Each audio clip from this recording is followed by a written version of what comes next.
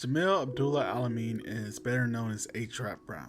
He was born and raised in Baton Rouge, Louisiana, where he was the youngest of three children. His brother Ed was actually the first to take up activism. For his part, Jamil was a good student who excelled in both football and basketball. It wouldn't be until the age of 18 when he would visit Washington, D.C. with his brother, who was working for the Student Nonviolent Coordinating Committee. It's said that this is when he picked up the name rap, because he had a knack for speaking. In his autobiography, he states, "I learned how to talk in the street, not from reading about Dick and Jane going to the zoo and all that simple shit."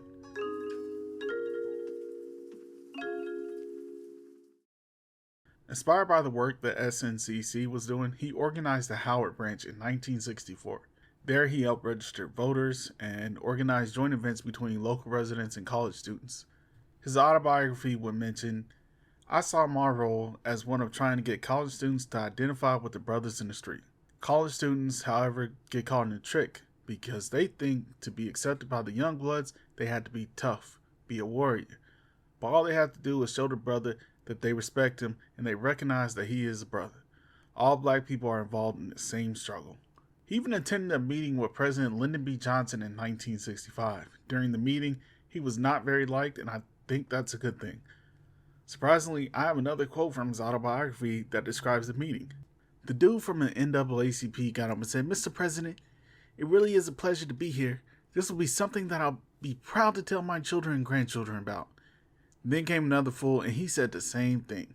When it was his turn to speak, Brown told the president, "I think it's unnecessary that we had to be here protesting against the brutality that black people are subjected to. And furthermore, I think that the majority of black people that voted for you wish they had gone fishing instead." Despite others not liking his direction, he was elected to succeed Stokely Carmichael as chairman of the SNCC. Carmichael's term had saw him push the SNCC more towards radical black power ideology, and Jamil will continue that when elected in 1967. He would call out the U.S. government, call for armed resistance, and shout freedom or death. During the 1967 Cambridge riot, he spoke not to calm the scene but to incite it, claiming it was time for the city to burn for their crimes. During his speech, he told the crowd, "Black folks build America, and if America don't come around, we're going to burn America down." Shortly after this speech, gunshots went off and Jamil and a police officer were both shot. They charged him with inciting a riot and carrying a gun across state lines. COINTELPRO documents show the FBI had a goal of neutralizing him. Over the next 4 years, he would be arrested and released on 8 separate occasions. When the trial was finally set to begin in 1970, he didn't show up and was immediately placed on the FBI's most wanted list for 18 months. In October 1971, he was captured after a standoff with police that resulted in him being shot. He spent another 2 years in prison waiting on trial, followed by a 5-year prison sentence. When he was released in 1976, he moved to Atlanta, Georgia.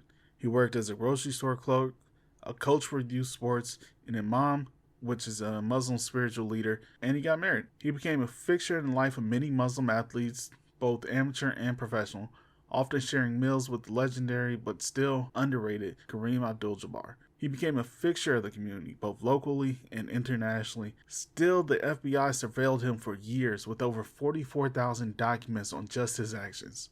Former Black Panther chairwoman Elaine Brown stated, "He's a Muslim, he's a former militant, he doesn't fit in with the good Negroes that are trying to work within the system.